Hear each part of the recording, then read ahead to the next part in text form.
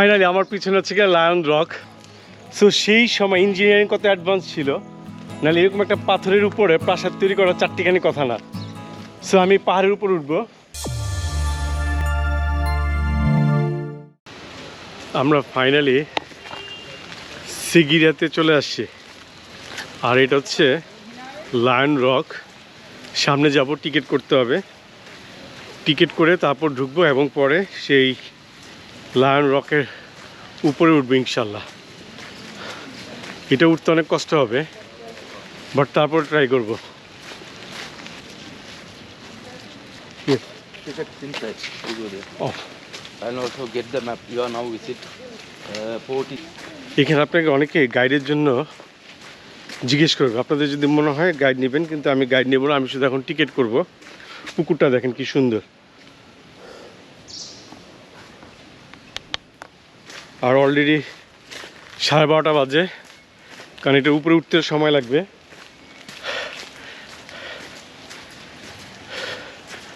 সবচেয়ে ভালো যে ব্যাপারটা, এদিকে বৃষ্টি নেই।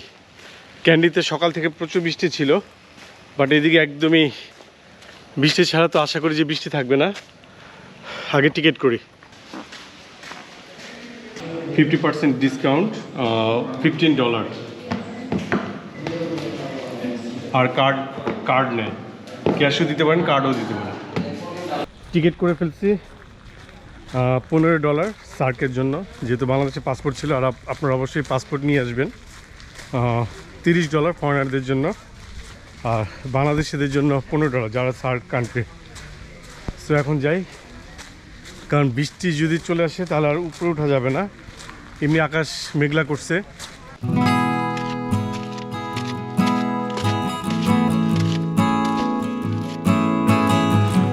এটা ছিল রাজার প্রাসাদের নিচে গার্ডেন, আর প্রাসাদ রকটা এখান থেকে আরেকটু অনেক দূরে। সো অনেকটুকু হেঁটে যেতে হবে।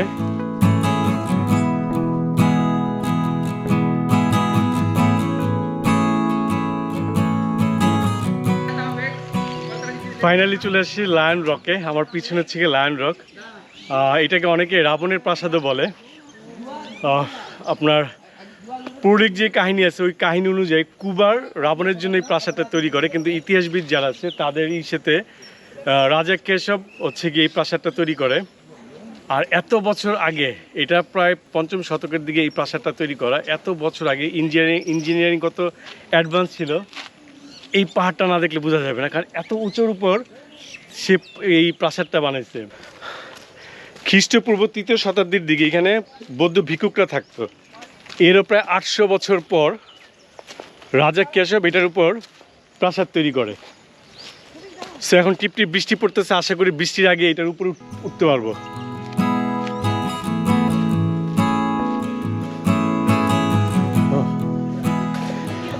হাঁটা শুরু, প্রায় 1260টার মতো স্টেপ। দেখি আদৌ সম্ভব কিনা। এক তো হচ্ছে গিয়ে সময় লিমিটেশন আছে, তার মধ্যে হচ্ছে গিয়ে আকাশ মেঘলা, যে কোনো সময় বৃষ্টি নামার চান্স।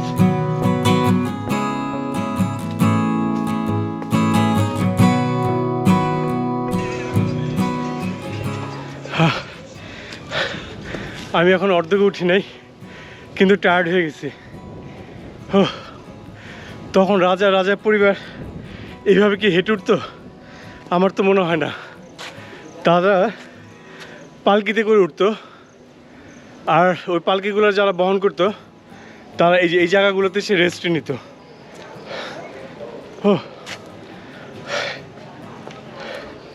এখনো অনেক উঁচু বাকি,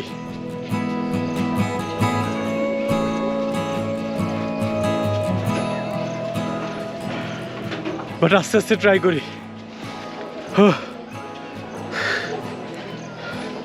আর এদিকে ভিউটা দেখেন, যতদূর চোখ যায় শুধু সবুজ আর সবুজ।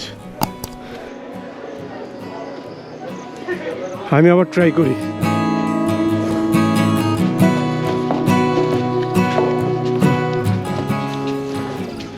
এখন আমাদের ওঠার জন্য এখানে সিঁড়ির ব্যবস্থা করে দিছে, কিন্তু সেই সময় এইসব সিঁড়িগুলো ছিল না।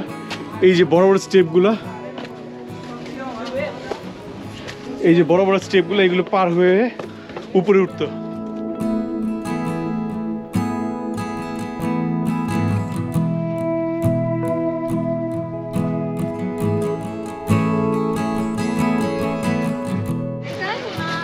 এটাকে লায়ন রক বলার কারণ এই যে দেখেন এখানে দুইটা লায়নের পায়ের আকৃতি, সেই জন্য খুব সম্ভবত এটাকে লায়ন রক বলে। এই যে পিছনে যেটা, এটা হচ্ছে কি লায়নের পায়ের ছাপ, কিন্তু এখানে যারা স্থানীয় আছে ওরা বলে যে এটা লায়নের পায়ের ছাপ না, এটা হচ্ছে ঈগলের পায়ের ছাপ। এখানে ঈগলের পাই দুইটা। সো আমিও তাদের মতো একমত, আমারও মনে হয় যেটা ঈগলের, হয়তো বা ঈগল এই পাথরটাকে অন্য কোথাও থেকে নিয়ে আসে, কারণ এটার আশপাশে কোনো পাথর নেই, শুধু এই লায়ন রকটাই। এটাকে আবার আপনারা সত্যি ভাববেন না। সো আমি আবার ওঠা শুরু করি। এদিক দিয়ে এখন আরও অনেক উঁচাই উঠতে হবে। আমি অলমোস্ট চলে আসছি, আর অল্পটুকু বাকি আছে। বাট প্রচুর মানুষ, এইখানে আসলে একদম সকালের দিকে আসতে পারলে সবচেয়ে ভালো। অনেক বয়স্ক মানুষরা উঠছে।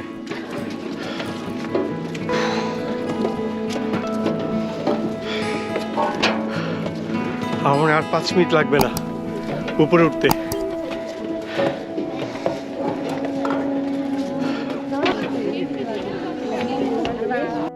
ফাইনালি একদম টপে উঠে গেছি। হ্যাঁ, একদম টপে উঠছি, পুরো টায়ার্ড হয়ে গেছে। এই যে চারদিকে ভিউ দেখেন,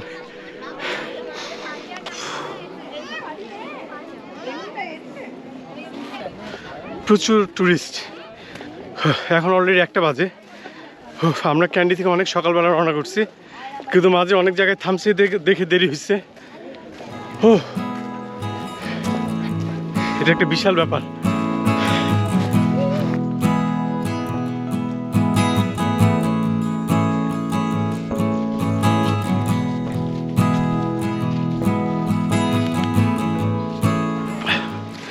বিশাল বড় কমপ্লেক্স, বিশাল বড়। কিন্তু আমার কথা হচ্ছে এটা, এই প্রাসাদটা যখন বানায় এই পাথরটা নিশ্চয়ই এত সমতল ছিল না, নিশ্চয়ই পাথরটা কাটতে হয়েছে, কেটে তারপর এই প্যালেসটা বানাইছে। কিন্তু তো 1000 বছর আগে কিভাবে এই পাথরগুলো কাটছে, এটা একটা বিশাল রহস্য।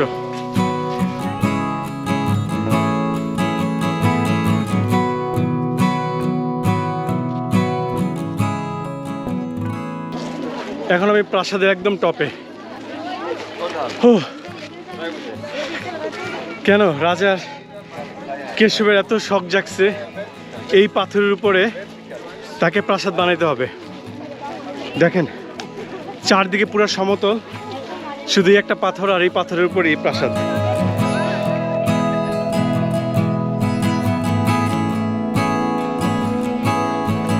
এটা হচ্ছে কি প্রাসাদের পুকুর। এই পুকুরটার মধ্যে বৃষ্টির পানি জমা করা হতো এবং এই পুকুর থেকে পুরো প্রাসাদের মধ্যে পানি সাপ্লাই দেওয়া হতো। পুকুরটার সাইজ কিন্তু বিশাল। এই পাথরের উপরে এই বিশাল প্যালেসের মাঝখানে এই পুকুরটা। সো এখন নামি।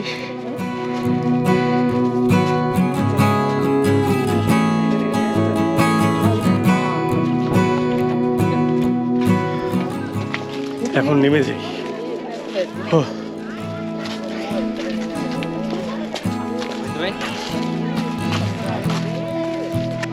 এখন নামার পালা। আশা করি নামতে অত কষ্ট হবে না, ওঠার সময় যতটা কষ্ট হয়েছে। বাট ভালো ভালো উঠছি, এখন ভালো ভালো নামতে পারলেই হয়। এইবার ওই রকটাতে ওঠার ইচ্ছা আছে। পুরো ওঠার সময় নামার সময় পুরো জ্যাম লেগে গেছে। যদি সকালবেলা আসা যায় তাহলে এত মানুষ অ্যাভয়েড করা যায়। বাট এত সকাল আসতে হলে আপনাকে সিগিরিয়াতে একটা থাকতে হবে।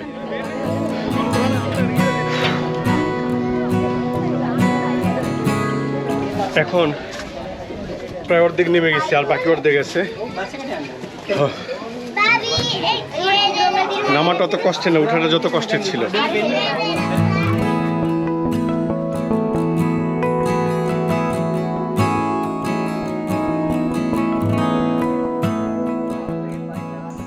ফাইনালি টপ থেকে নেমে গেছি। যতটা কষ্ট মনে হচ্ছে অতটা কষ্ট ছিল না নেমেছি। কিন্তু আমার প্রশ্ন একটা, আপনাদেরও প্রশ্ন একটা, আপনারা কমেন্ট বক্সে এটা জানাবেন, রাজা কেশব কেন এত সমতল জায়গায় থাকতে এইখানেই কেন এই পাথরের উপর কেন তার প্রাসাদ তৈরি করতে হবে, এটা আপনাদের কাছে প্রশ্ন।